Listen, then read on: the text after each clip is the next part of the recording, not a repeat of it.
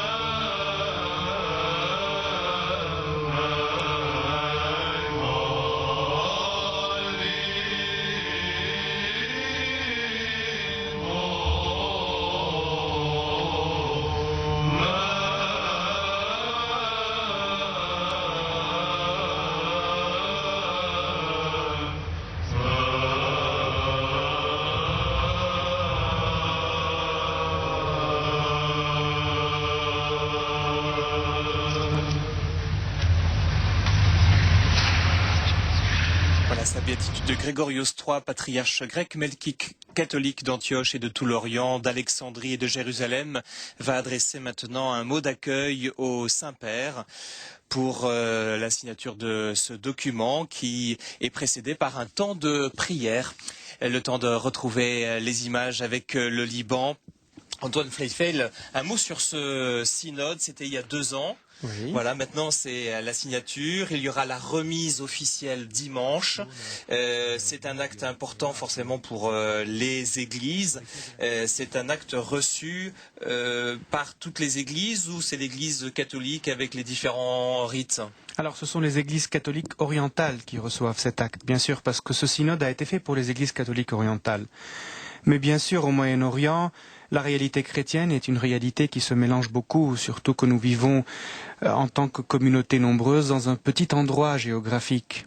Donc le destin des uns et le destin des autres. Déjà que le destin des chrétiens et des musulmans soit tellement lié dans cette région, alors comment en est-il de ces communautés chrétiennes?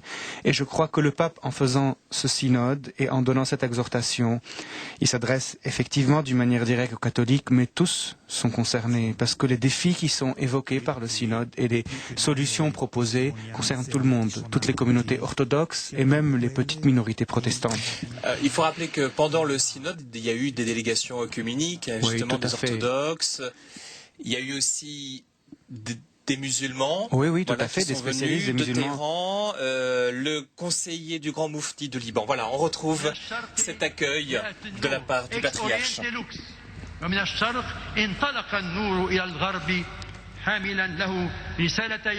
De l'Orient, la lumière est sortie vers l'Occident, portant à lui la lumière du Christ, le Fils de Dieu venant au monde. Et aujourd'hui, vous portez la lumière de l'Orient à travers votre exhortation apostolique.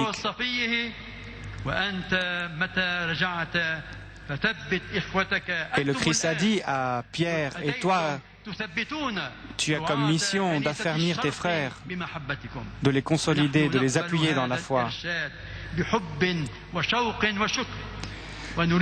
Nous attendons cette exhortation avec passion, avec charité.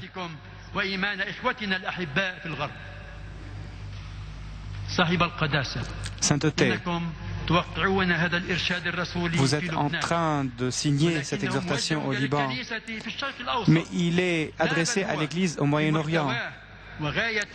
Dans son contenu, dans ses buts, à tout le Mashrek arabe, à tout l'Orient arabe. C'est une exhortation pour les chrétiens au Liban et dans tout l'Orient arabe. Et il est essentiel pour que réussisse le sens de leur présence, de leur mission dans le monde arabe parmi la majorité musulmane. Et au sein de ce message, qu'il soit lumière, le sel de la terre, et qu'ils sachent qu'ils sont le petit troupeau qui n'a pas peur, qui ne recule pas devant son rôle. Le titre de l'exhortation apostolique est « Communion et témoignage ». C'est un titre certes chrétien, mais aussi musulman, parce que c'est un titre qui devrait être vécu avec tous les habitants de cette région. Il est nécessaire pour tout le monde arabe. Sainteté.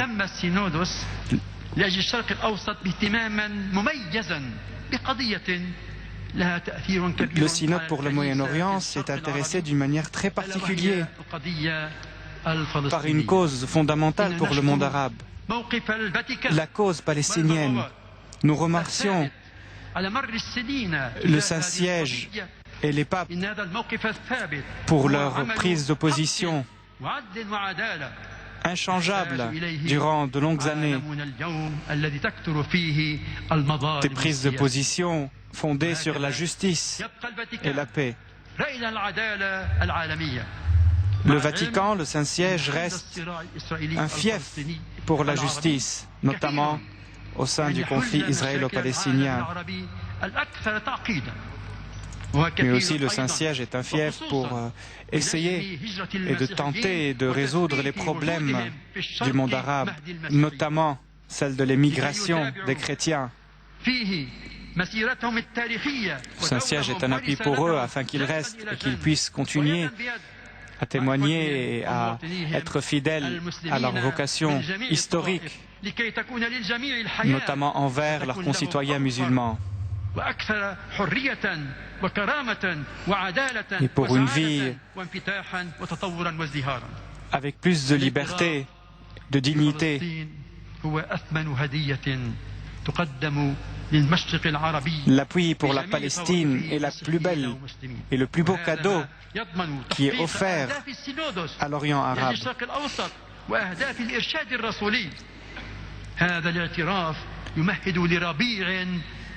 Reconnaître la Palestine est le prélude d'un vrai printemps arabe et d'une vraie démocratie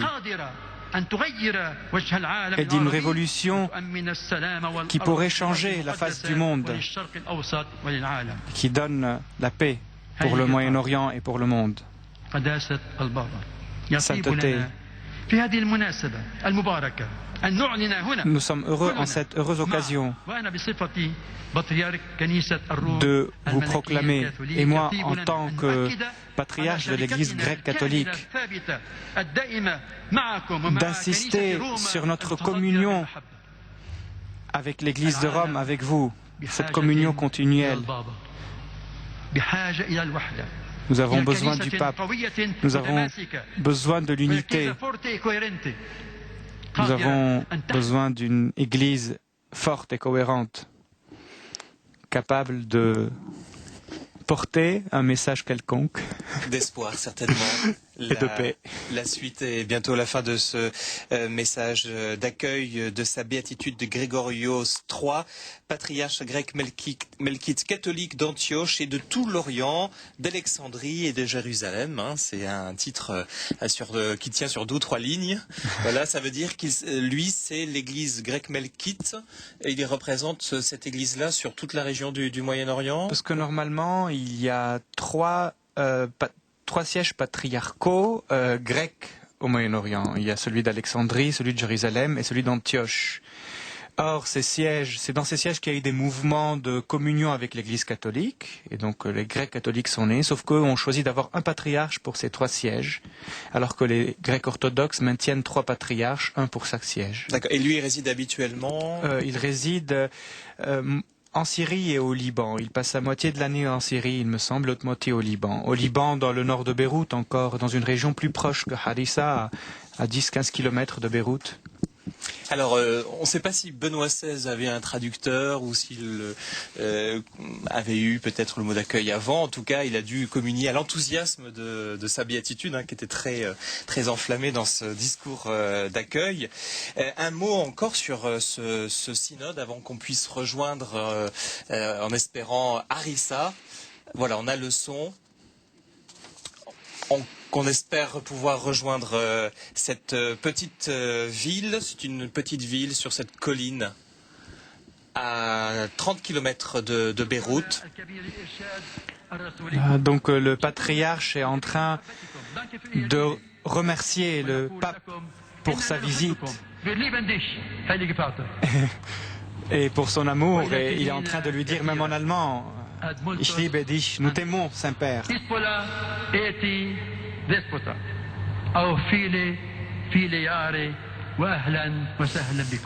Que vous régnez pour de nombreuses et nombreuses années et bienvenue à vous.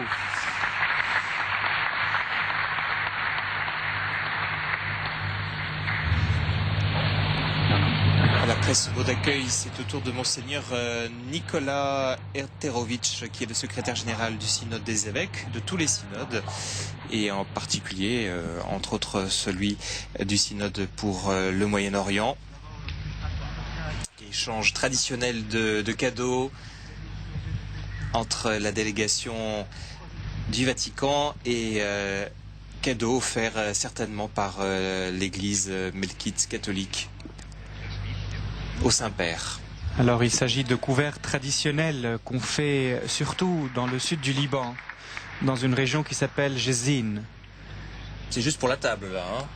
Surtout pour la table ou même pour la décoration. Pour la décoration.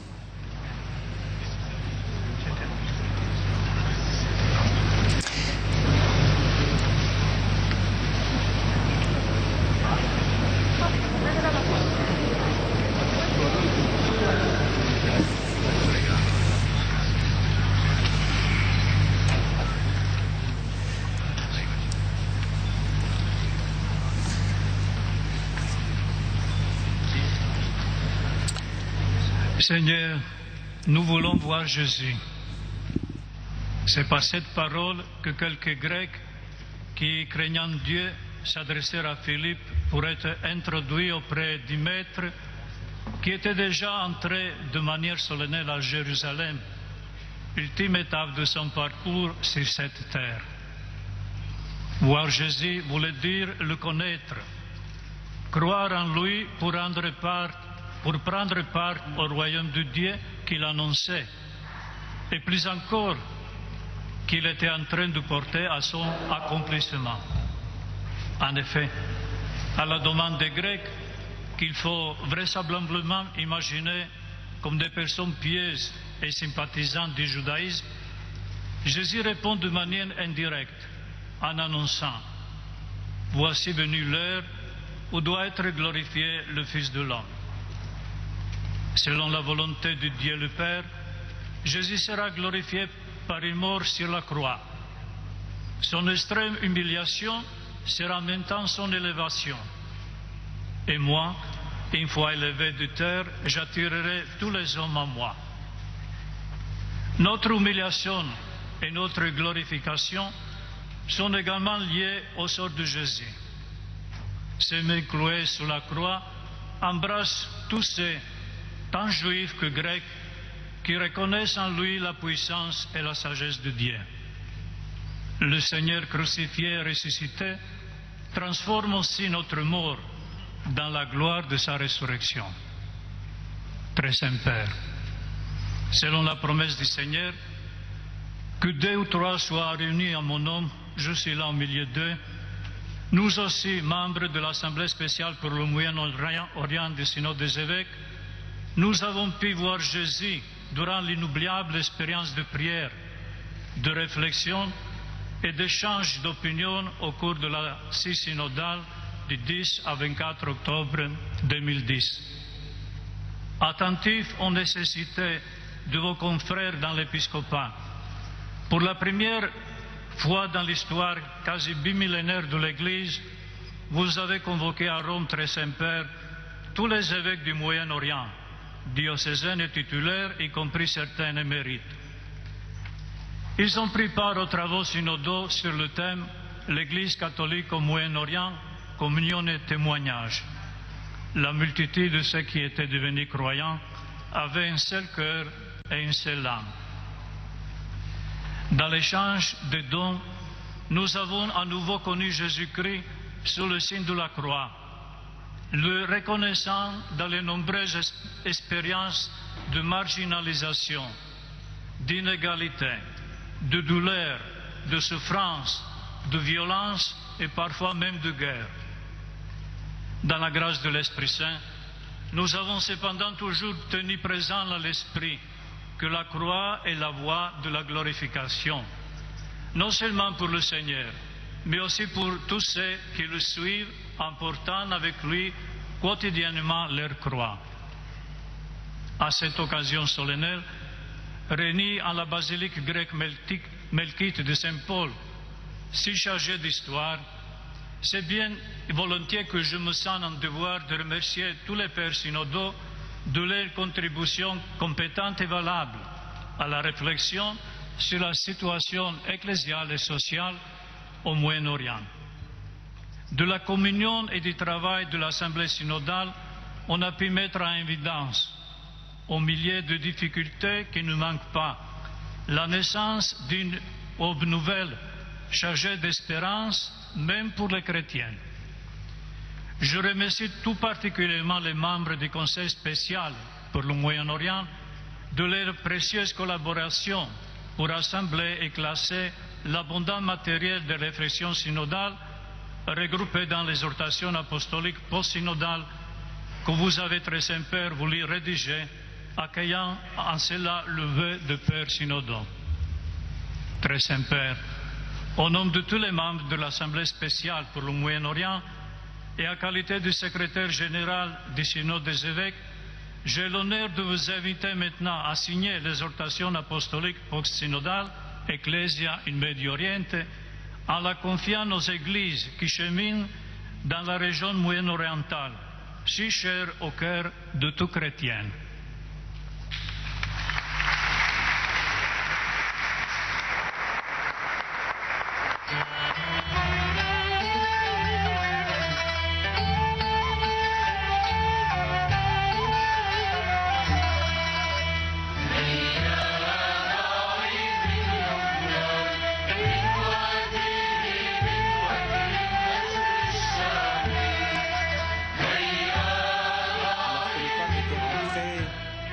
Pendant que la chorale chantait un chant byzantin, voilà que la chorale est en train de chanter maintenant un chant syriaque maronite, dont la mélodie replonge au 1er siècle du christianisme.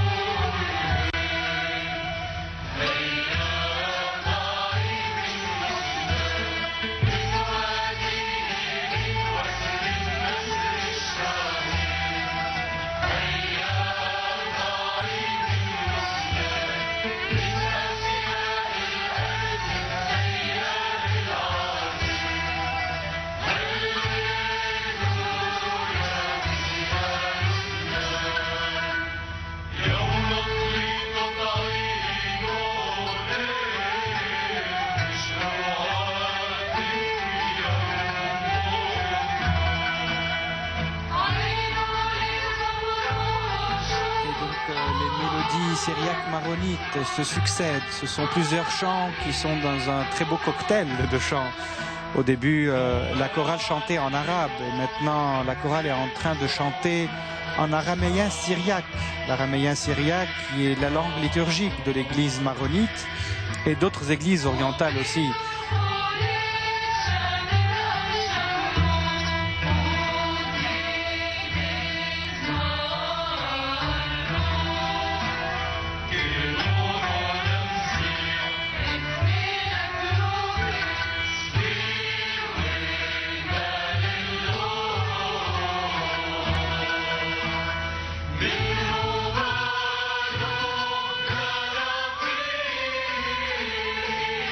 Hallelujah.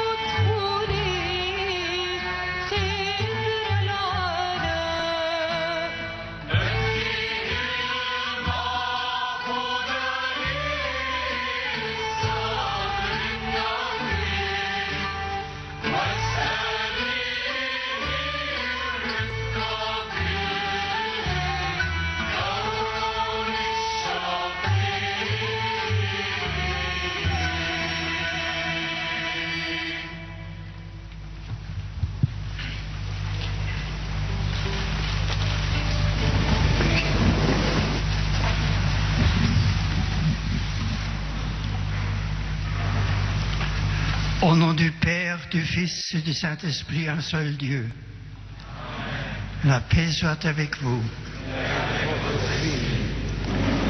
Prions le Seigneur. Dieu éternel et tout-puissant dans le Christ, tu as révélé ta gloire à tous les peuples. Protège l'œuvre de ton amour, afin que ton Église, répandue par tout le Moyen-Orient, tout l'univers, demeure inébranlable dans la foi pour proclamer ton nom, et donne-lui la paix et l'unité pour qu'elle rende grâce par Jésus le Christ, notre Seigneur, et le Saint-Esprit, pour les siècles des siècles. Amen.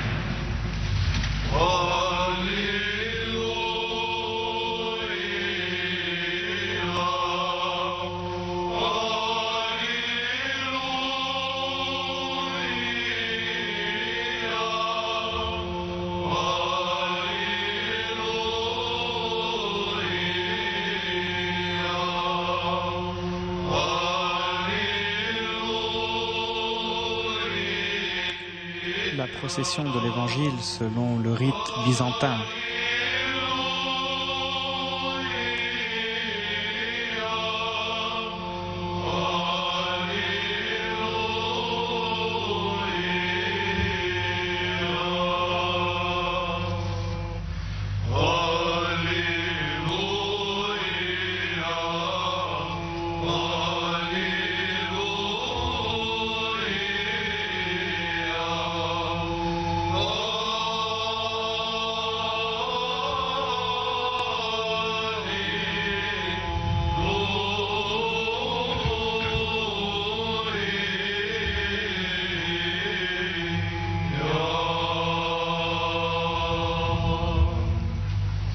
الحكمة لنقف ونسمع الإنجيل المقدس. السلام لجميعكم.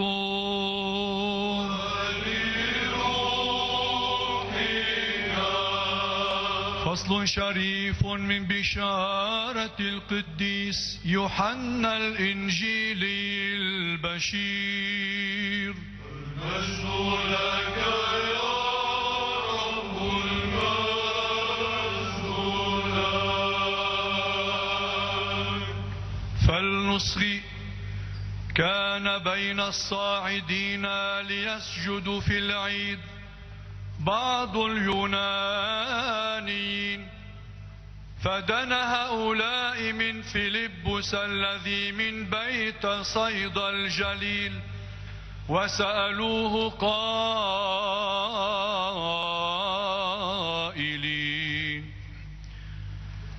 يا سيد، نريد أن نرى يسوع. فجاء فيلبس وقال لأندراوس، وأندراوس وفيلبس قالا ليسوع.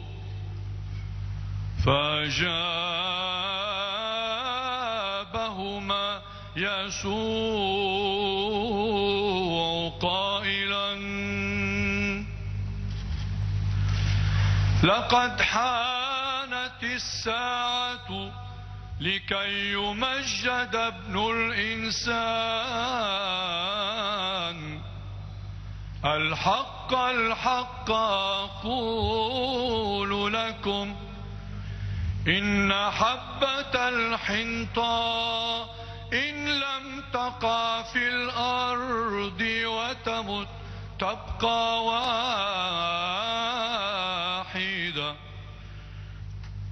وإن ماتت تأتي بثمر كثير. من يحب نفسه يفقدها، ومن يبغضها في هذا العالم يحفظها لحياة أبدية. من يخدمني فليتبعني، وحيث أكون أنا فهناك يكون أيضا خادمي. من يخدمني يكرمه الآب نفسي الآن مضطربة فماذا أقول يا أبت نجني من هذه الساعة ولكن من أجل هذا بلغت إلى هذه الساعة يا أبت مجد اسمك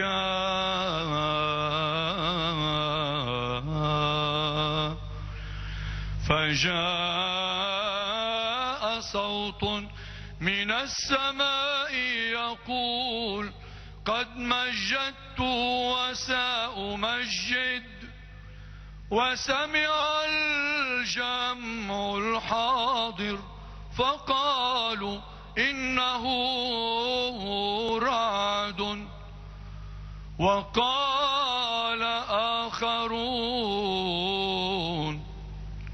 إن ملاكا خاطبه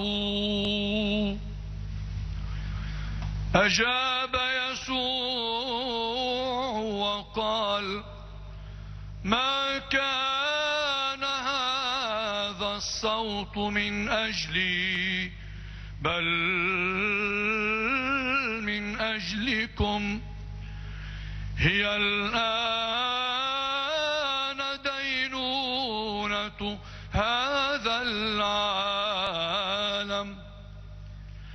الآن يطرد سلطان هذا العالم خارجا وأنا إذا رفعت عن الأرض جذبت إلي الجميع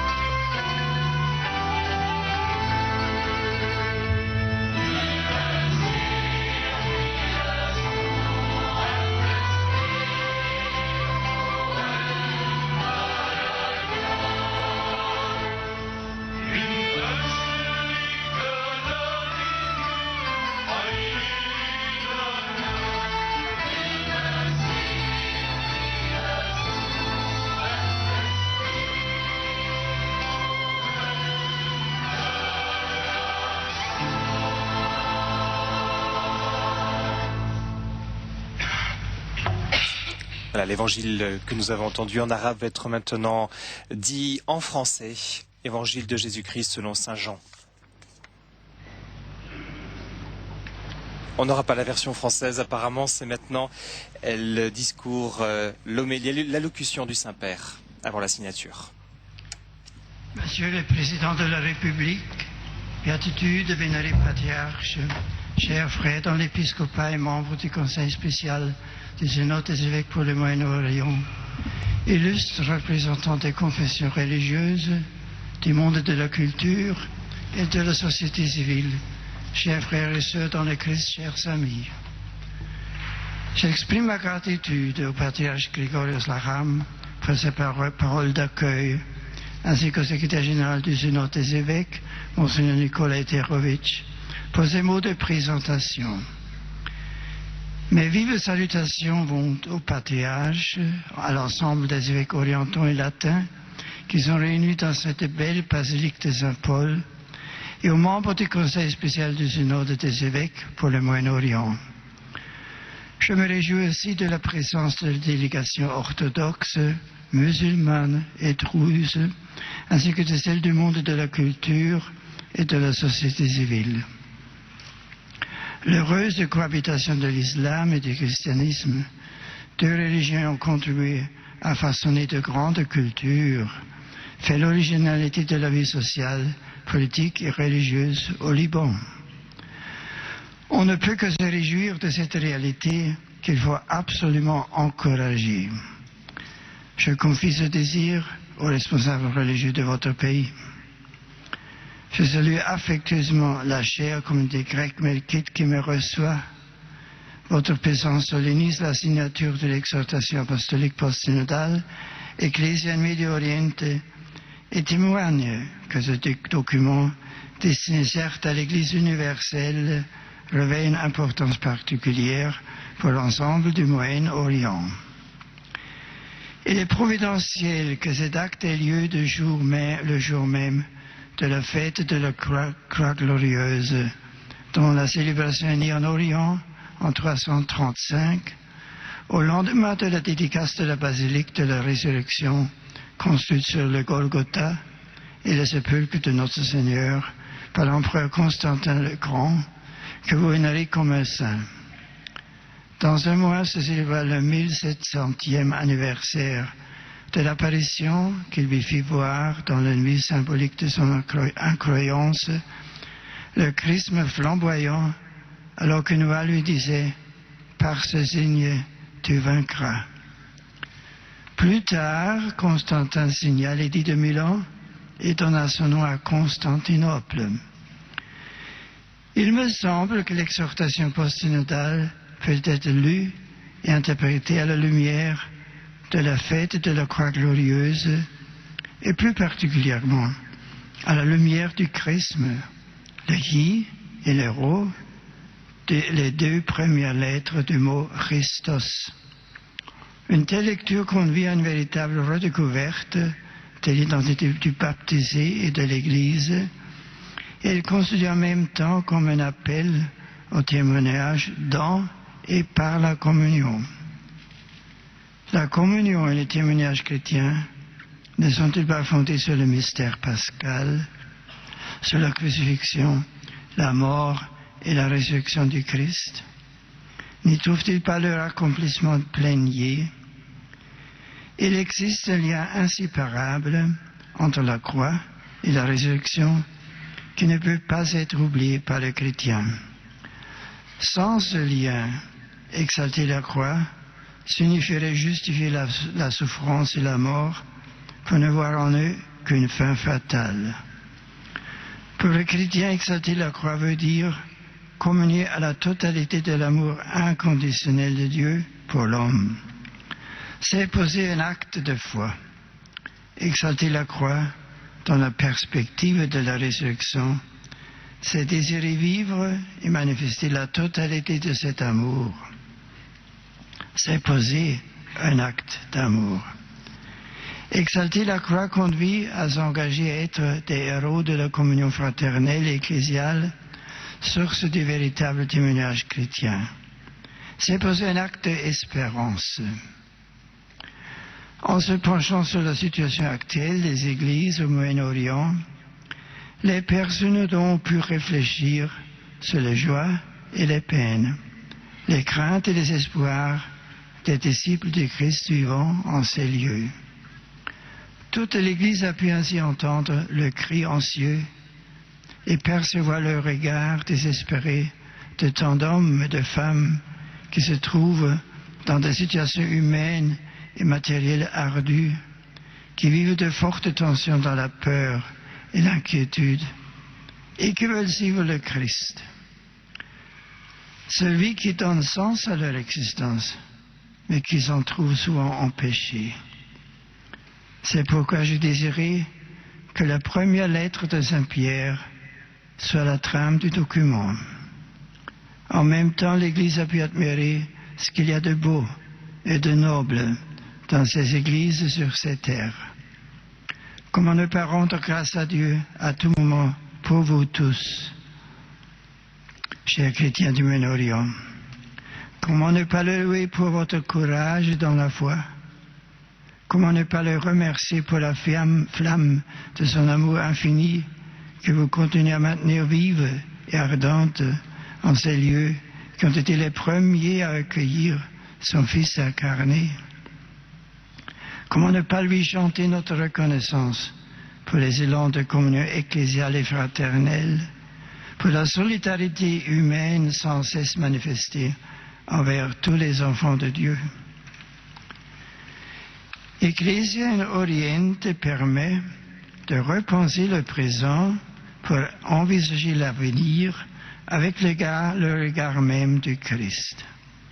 Par ses orientations bibliques et pastorales, par son invitation à un approfondissement spirituel et ecclésiologique, par le renouveau liturgique et catéchique préconisé, par ses appels au dialogue, elle veut tracer un chemin pour retrouver l'essentiel, la séquela Christi, dans un contexte difficile et quelquefois douloureux, un contexte pourrait faire naître la tentation d'ignorer ou d'oublier la croix glorieuse.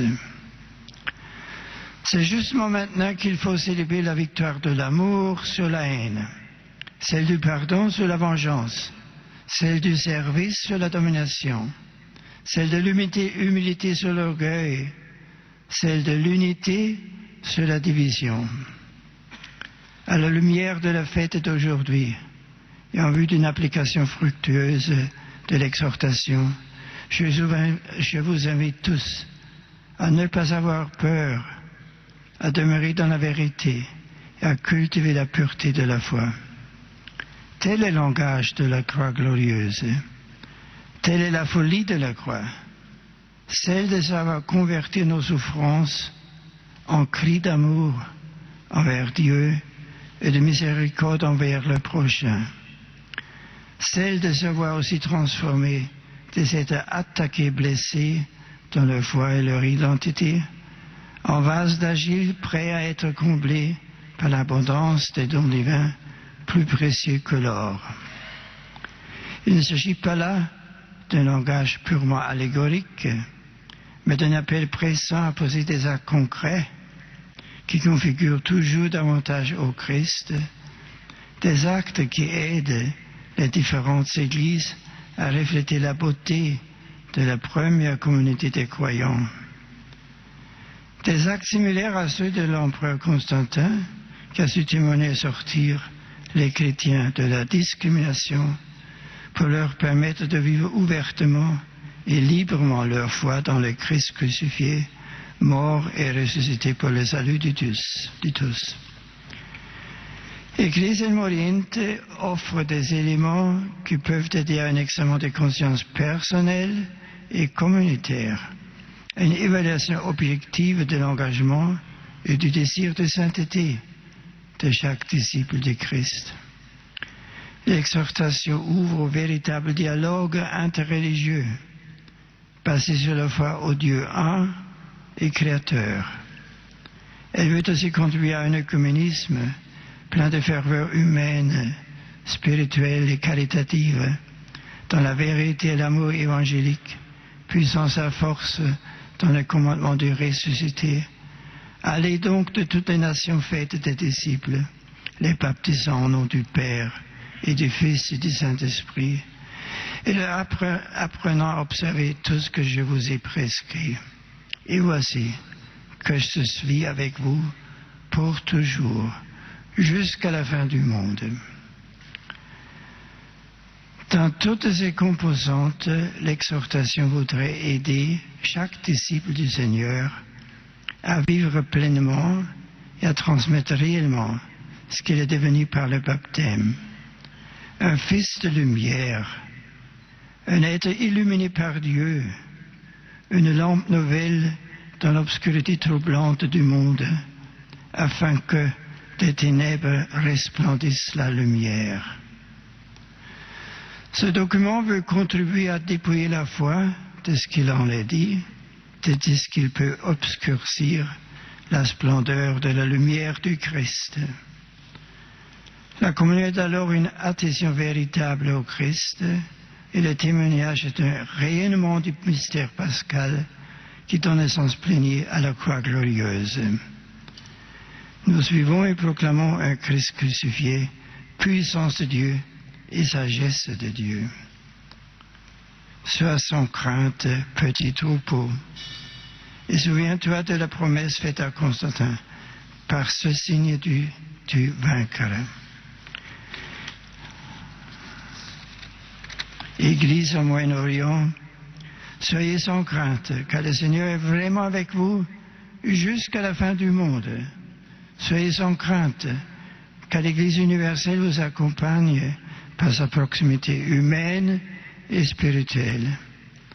C'est dans ces sentiments d'espérance et d'encouragement à être des protagonistes actifs de la foi par la communion et le témoignage que dimanche j'ai confié l'exhortation posthume dans l'Église en Medio Oriente à mes vénérés frères patriarches, archevêques, évêques, à tous les prêtres, aux diacres, aux religieux, aux religieuses, aux séminaristes et aux fidèles laïcs.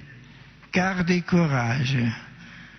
Par l'intercession de la Vierge Marie, la Théotokos, j'invoque avec grande affection l'abondance des dons divins sur vous tous.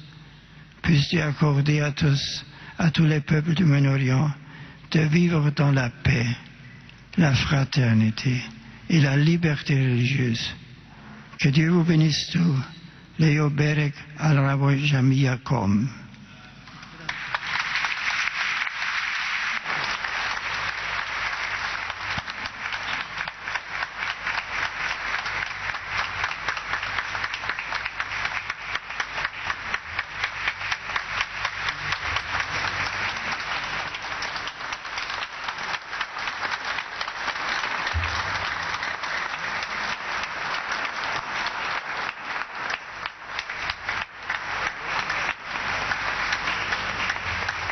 Maintenant, le Saint-Père signe l'exhortation apostolique post-synodale du Moyen-Orient.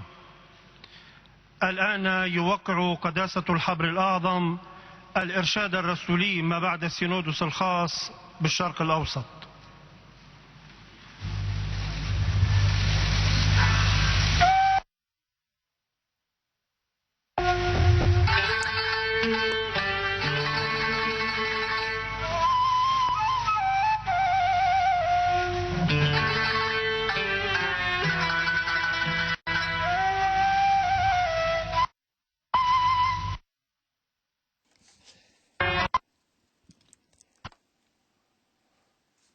Voilà, un moment clé de cette retransmission, cette signature en plusieurs exemplaires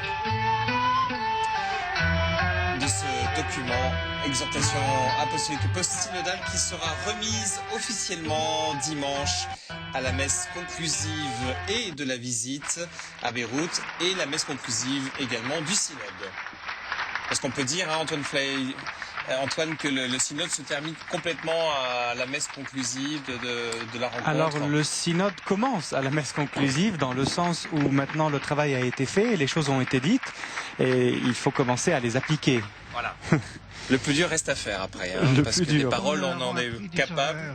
Et selon son commandement, nous osons dire: Notre Père qui es aux cieux, que ton nom soit sanctifié. Que ton règne vienne, que ta volonté soit faite, sur la terre comme au ciel. Donne-nous aujourd'hui notre pain de ce jour.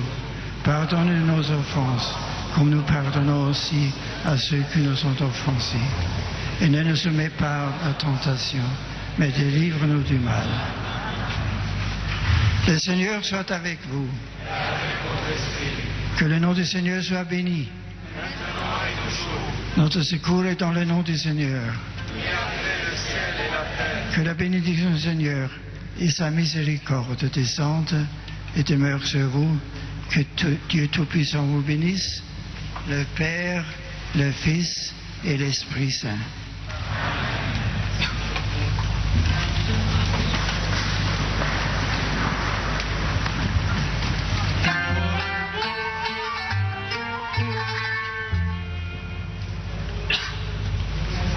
هدية لقداسة البابا.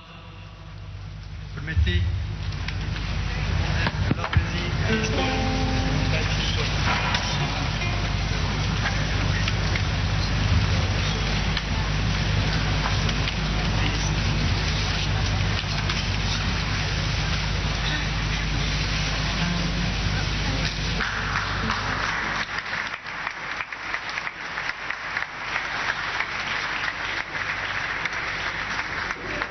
Il a donc été annoncé en arabe qu'il s'agit d'un cadeau, un autre cadeau encore, qui a été fait au Saint-Père par le patriarche grec melkite catholique.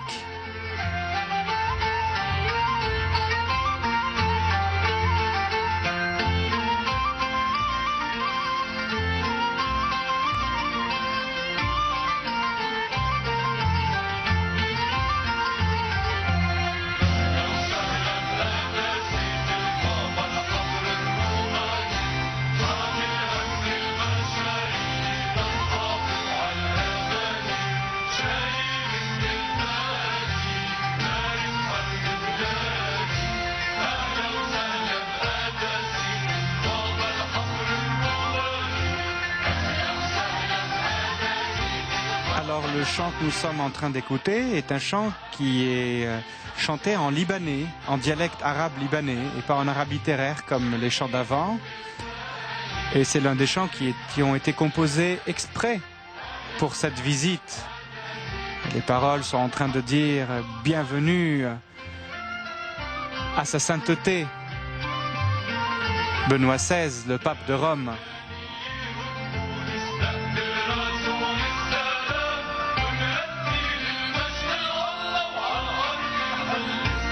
Et donc nous constatons parmi les ecclésiastiques présents des prélats orthodoxes qui sont en train de saluer le Saint-Père.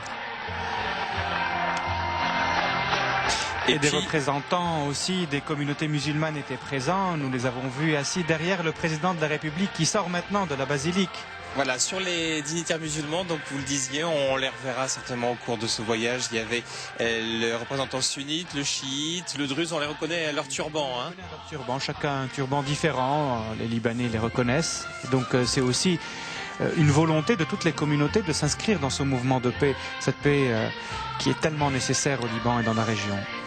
Alors c'est un des points de ce synode, des propositions, 44 propositions qui ont été remises au Saint-Père. C'est la collaboration renforcée avec les musulmans sur les questions de société, de citoyenneté, de l'égalité des droits et des devoirs, et puis la liberté religieuse, comprenant la liberté de culte et la liberté de conscience. Ça c'est un point crucial de ce document. Oui, bien sûr, surtout la liberté de conscience, parce que cette question pose beaucoup de problèmes pour les chrétiens du Moyen-Orient. Peut-être qu'au Liban, on s'en sort pas mal. La liberté de conscience, c'est ma liberté d'être musulman et de me convertir au christianisme sans que cela me nuise à mon intégrité physique. C'est possible au Liban. Au Liban, c'est possible. On le fait d'une manière, bien sûr, calmement et en douceur, mais dans les autres pays, ça pose de graves problèmes de sécurité, malheureusement.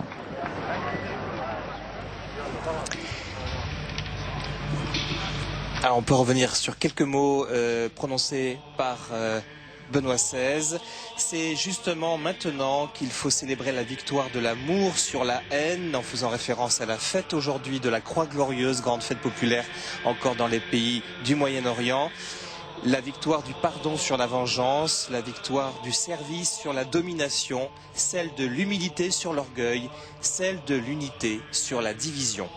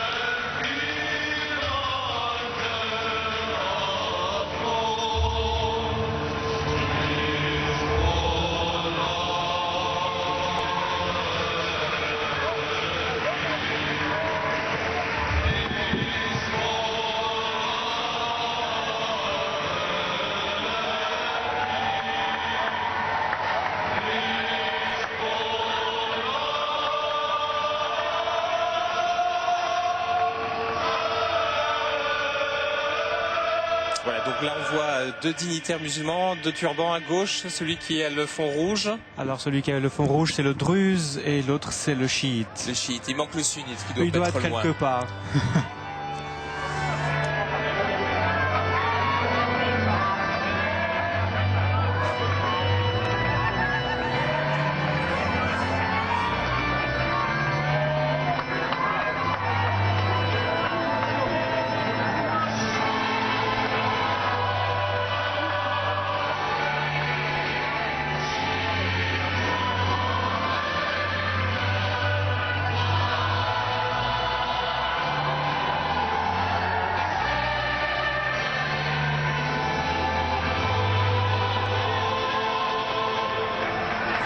Voilà, c'est la fin de cette retransmission de la signature du document exhortation apostolique post-synodale.